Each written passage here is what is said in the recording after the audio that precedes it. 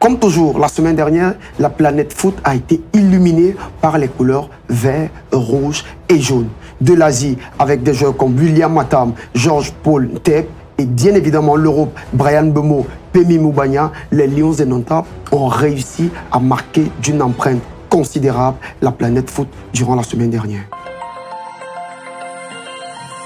On débute par le Vietnam avec l'international camerounais Joël Tague qui s'est offert un triplé le week-end dernier. On jouait la deuxième journée du championnat vietnamien de première division et son club Hainoa va s'incliner 5-3 avec un triplé à la clé pour le Camerounais de 29 ans face à la formation de Haiphong. Toujours au Vietnam, Paul-Georges Ntep sur penalty permet à son club, le Ho Chi Minh, d'accrocher le nul un peu partout sur la pelouse de Quang Nam. Il retrouve enfin le chemin des filets. William Matam a inscrit son 4e but de la saison en championnat qui lui permet d'être le meilleur buteur étranger de ce championnat au Manet de première division et ensuite le 2e meilleur buteur de ce championnat. Le match était face à la formation d'Al-Shabaab. Il a inscrit le but du 2-1 permettant ainsi à son club Soa FC d'empocher les 3 points de la journée.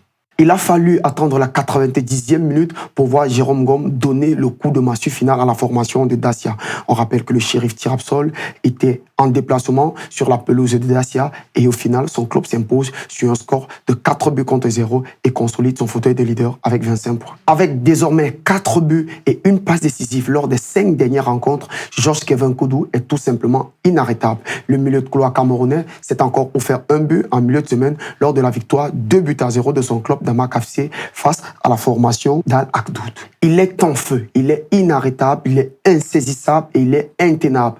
Faris Pemi Moubagna s'est offert un but en milieu de semaine dernier car on jouait l'Europa Conference League et son club Bodo était opposé à la solide formation du Besiktas de Vincent Aboubakar. Inscrivant le but de 2-1, son club va au final s'imposer sur un score de 3-1.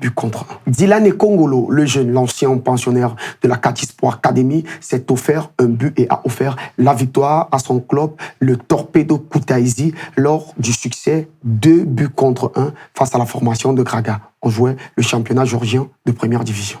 On termine par l'homme du week-end. 24 ans, milieu excentré gauche, pied de prédilection. Le pied gauche, il s'est offert Chelsea à lui tout seul. On parle de Bryan Mbeumo, sociétaire de Brentford, qui a inscrit un but ce week-end et a délivré une passe décisive lors du succès 2-0 de la formation de Brentford sur la pelouse de Chelsea à Stamford Bridge. Aujourd'hui, c'est notre homme du week-end puisqu'il totalise désormais 6 buts et 2 passes décisives. Comme toujours, on conclut ce Lions of the Week par notre 11 type en 4-4-2, avec dans les buts André Onana qui a été décisif lors de la première victoire de Manchester United en Ligue des Champions face à Copenhagen. On aura une charnière centrale composée du désormais patron d'Altaï Sport, le patron de la défense, Kilama Guy Marcelin, et bien évidemment du sociétaire de l'AEK Athens, Harold Moukoudji. À gauche, on aura Noutolo de Seattle Sounders et à droite, on aura Jérôme Gombikele qui a été auteur d'un but et d'une passe décisive. Le milieu de terrain sera constitué d'Olivier Kemen de Kaiser Sport et bien évidemment de Martin Onla qui a été extraordinaire lors de la défaite de son équipe, malheureusement 1-0 face à la Juventus. Devant, on aura sur un côté Georges Kevin Koudou de Damak FC et de l'autre côté, on aura l'homme du week-end, Bryan Mbeumo de Brentford avec un but et une passe décisive. La pointe de notre attaque sera constituée de 2 jeunes, Faris Pemi Moubagna et bien évidemment de Frank William Matam. Mesdames, Messieurs, c'était tout pour ce numéro de Lions of the Week. On espère que vous avez bien évidemment aimé. N'oubliez pas de nous laisser toutes vos réactions en commentaire. Allez, à nous revoir, à bientôt. Ciao.